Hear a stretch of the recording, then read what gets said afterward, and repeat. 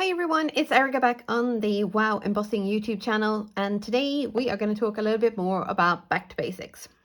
So sometimes I kind of forget just how a simple trick or a top tip or tip top just kind of make someone else's life a lot easier. Just because I've been doing heat embossing for a long time doesn't mean that, obviously I don't know everything, but sometimes I also take for granted the things that I do know about heat embossing. So recently, on the Wow Embossing Instagram page, there was a reel showing a little hack that I came up with because I was tired of burning my fingers, which entails using a cork board or cork trivet and some very pointy tweezers to hold your word sentiment. So this works really, really well for word sentiments, like the word die cuts, if you need to heat emboss, because you can heat emboss and it doesn't go anywhere, but you don't have to hold it, so you're not going to burn your fingers.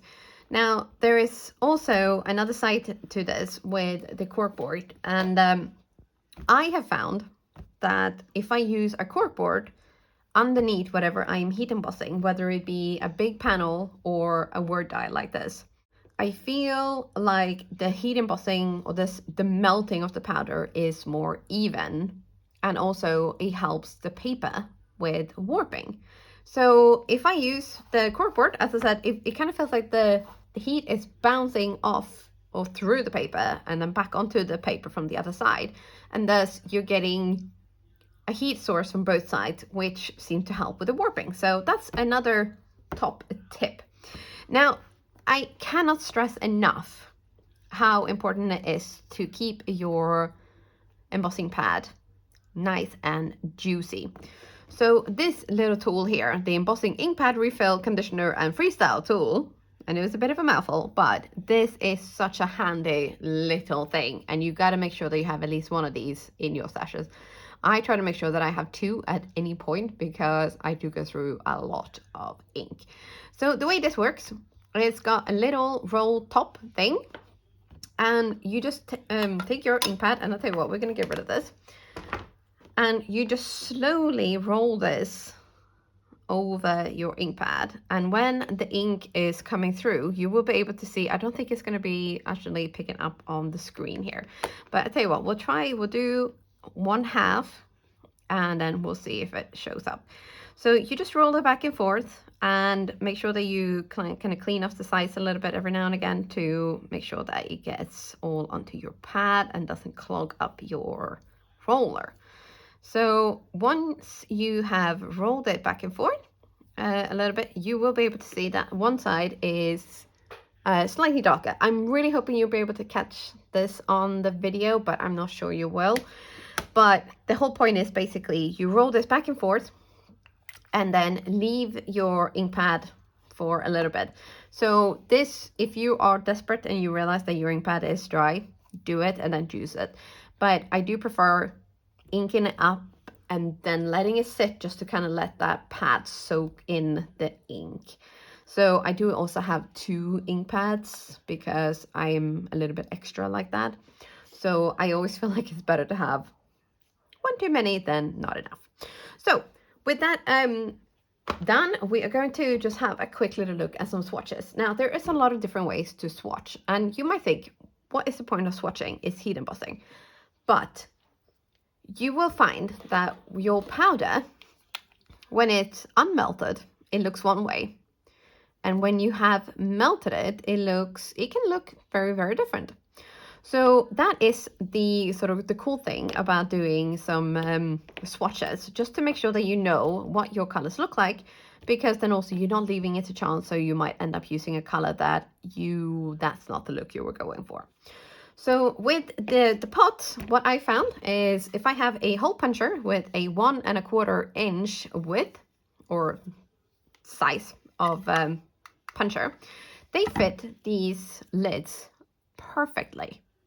So I have done both the little circles, not on all of my pots because I do have quite a lot, but on my most used and my favorites, I have done the little circle, and I also have done my usual swatching with the big labels.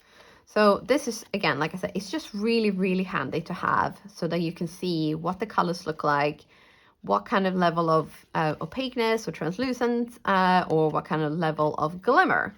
Because if you're looking for something that's super shiny and glittery, you're going to want to go for something like, say, Mojito.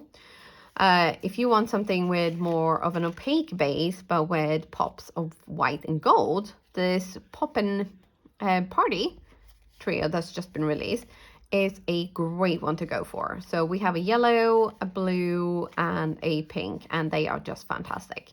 And then, of course, we have our usual solids, and these are, the metallics are pretty much a must-have. So the copper is a great, great color copper.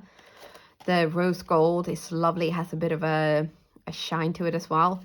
The gold, total classic, must have, absolutely. The platinum is a really nice, if you can only choose two between silver, platinum, and gold, you're probably best off going for gold and silver, so you have the two together, because you can also mix to a little bit of gold and silver in together and make kind of like your own platinum.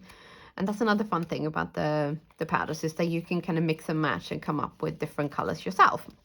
So this is just a few little sort of back to basics tips and tricks that I hope will help you in your craft room and keep your crafting on point.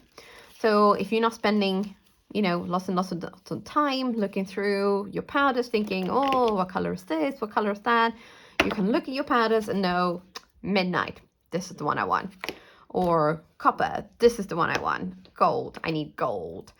Then it just saves you so much time. It keeps your life a little bit more organized.